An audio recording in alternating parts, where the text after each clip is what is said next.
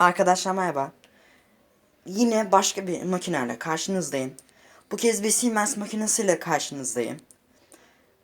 Siemens'in gördüğünüz gibi elektronik A0816 serisinden bir makine bu. Öncelikle enerji etiketine bakalım.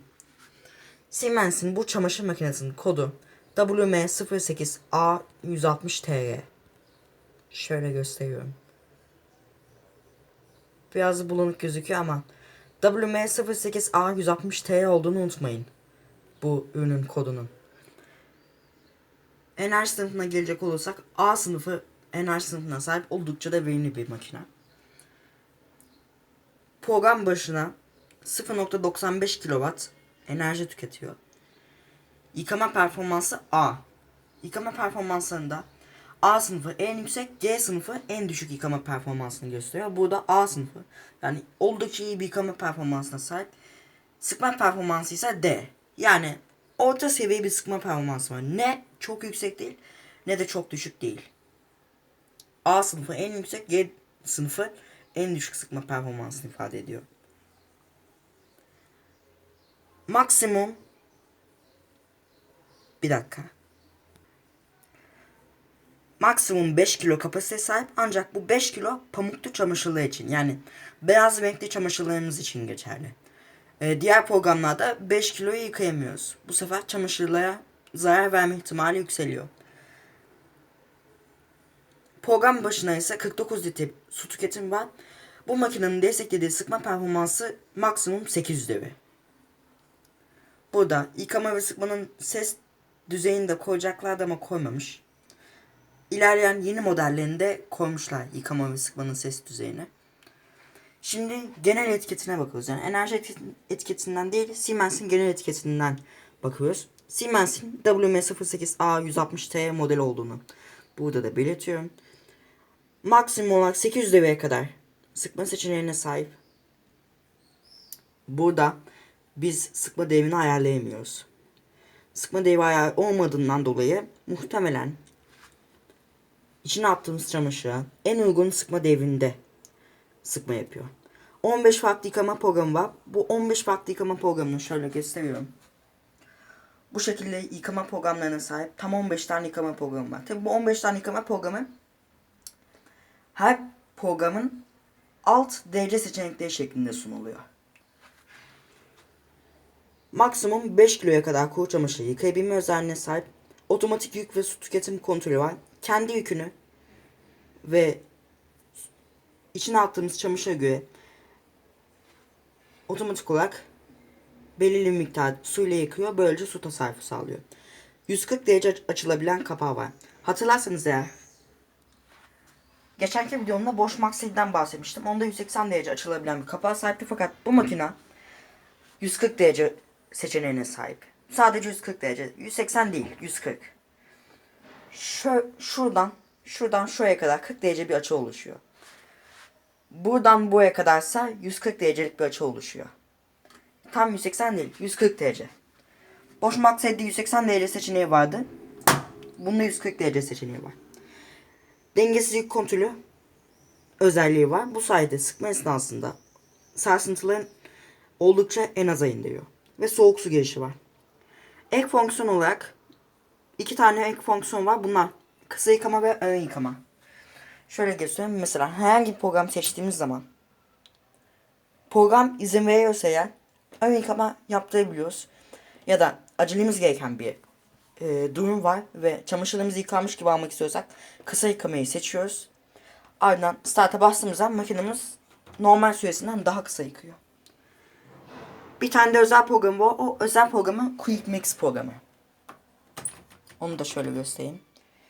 Şurada gördüğünüz program Quick Mix programı. Quick Mix programı sayesinde bu çamaşır makinesinde karışık çamaşırlarımızı yani farklı türden pamuklu sentetik yünleri bir arada yıkayabiliyoruz. Ve enerji sınıfı olarak A sınıfı tüketim değerine sahip olduğunu yine belirtiyorum. Ve 6 yıl garanti sunuyor. 3 yıl garanti alırken geçerli. 3 yıl garanti de ek olarak kullanırken geçerli. Toplam 6 yıl garantisi var. Şimdi makineden bahsedelim. Öncelikle şu anda makinemiz kapalı. Durdurmaya getirdiğimiz zaman makinemiz kapalı bir şekilde hiçbir gösterge ışığı yanmıyor. Dolayısıyla başta da bastığımızda dahi makinemiz çalışmayacak. Buradaki şu çevirme şeyini beyaz renkliye ya da sentetikliğe çevirdiğim zaman makinemiz açılıyor. Beyaz renkler seçeneği mevcut. Burada beyazlarımızı ve renklilerimizi yıkayabiliyoruz. Bu beyaz renklilerin 30 derece, 40 derece, 60 derece. Ayrıca 60 derece yoğun yıkama seçeneği var. Yani çamaşırlarımız gerçekten kirliyse ya çok kirliyse 60 derece sıcaklığın üstüne fazladan yıkama süresini 2 kat uzatarak gerçekten lekesi çıkmayan çamaşırın lekesini gideriyor. Bir de 90 derece seçeneği var. Şurada da gördüğünüz gibi. 30 derece quick mix seçeneği var. Durulama seçeneği var. Tahmini olarak 19 dakika. Bu makinenin dakikasını, saatini gösteren bir ekranı bulunmamakta. Dolayısıyla ben yaklaşık olarak sürelerini söylüyorum. Sıkma programının süresi 12 dakika. Boşaltma programı 1 dakika. Sıkma bile yapmadan içindeki suyu boşaltıyor. Ondan sonra program bitiyor. Bir de yünler seçeneği var. Yünle 30 derecede ya da soğukta yıkayabiliyoruz. Neden 40-60-90 seçeneği yok onu söyleyeyim. Çünkü eğer 60'ta da 90'da yıkarsak yünlerimizi, o zaman yünlerimiz aşırı sıcak oluyor ve o zaman da bebekler giyebiliyor yünlerimizi. O zaman da bir takım ciddi sıkıntılı oluyor. Dolayısıyla yünler için maksimum 30 derece ayarlamış. Hassas çamaşırlarımızı ipekle yıkamak için sadece bir seçenek var. O da 30 derece. Sentetikli yıkamak için 3 farklı seçenek mevcut. Bunlar 60 derece, 40 derece ve 30 derece seçeneği. Bir kez daha çevirdiğimiz zaman makinemiz kapanıyor. Beyaz renklerden devam etmek istiyorum. Şurada program akışı var. Program akışı. Hazır, yıkama, durulama, sıkma ve durma şeklinde. Şu an yıkama lambası yanıp sönüyor. Bunun nedenini söyleyeyim. Yıkama lambasının yanıp sönmesi makinemizi çalıştırmak için hazır anlamına geliyor. Yani içine çamaşırlarımızı koyduğumuzda direktmen makinenin çamaşırı yıkamak için hazır olduğunu gösteriyor. Start tuşuna bastığımız zaman, şuradaki start tuşuna bastığımız zaman makinemiz su almaya başlıyor. Ondan sonra yıkamaya geçiyor. Sonra yıkanmış çamaşırları içindeki suyu boşaltıyor. Sonra bir arı sıkmaya geçiyor. Asıl sıkma döngüsünden önce, durulamadan önce sıkmalar da olabiliyor. Sonra sıkmaya geçiyor. Sonra sıkması bittikten sonra durulamaya geçiyor. Bu deterjan atığı kalmış çamaşırları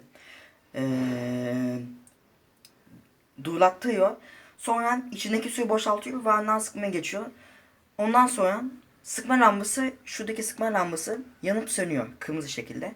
Sıkma lambasının yanıp sönmesi makinenin programının bittiğini gösteriyor. Bittiği zaman buradaki düğmeyi durdurmaya çevirdiğimiz zaman makinemiz kapanıyor.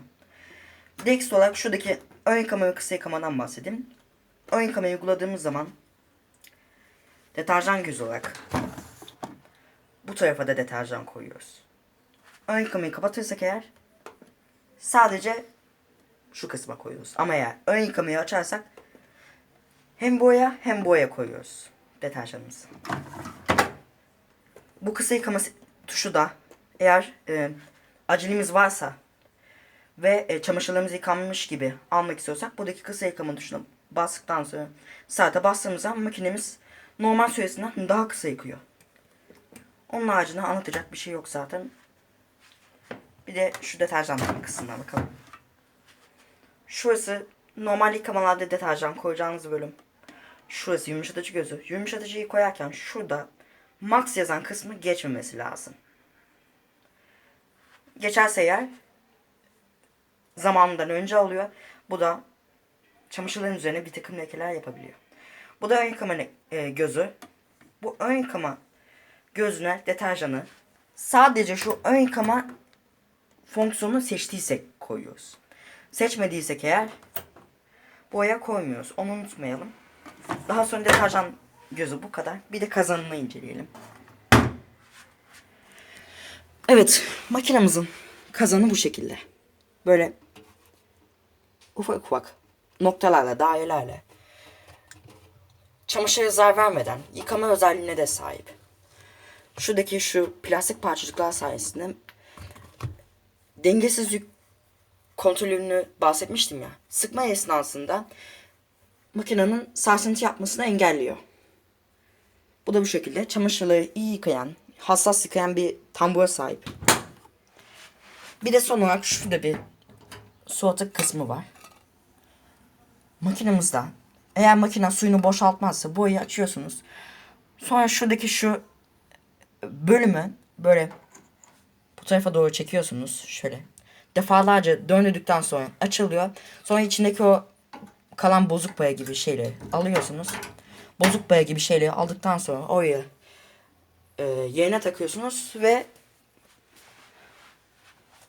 makineniz güzel bir şekilde sıkmaya geçmeden önce içindeki suyu boşaltabiliyor ki doğru düzgün sıkma yapabilsin diye. Bu makinelerle ilgili anlatacaklarımız bu kadar. Kanalıma abone olmayı, videoma like atmayı unutmayın. Görüşmek üzere. İyi günler.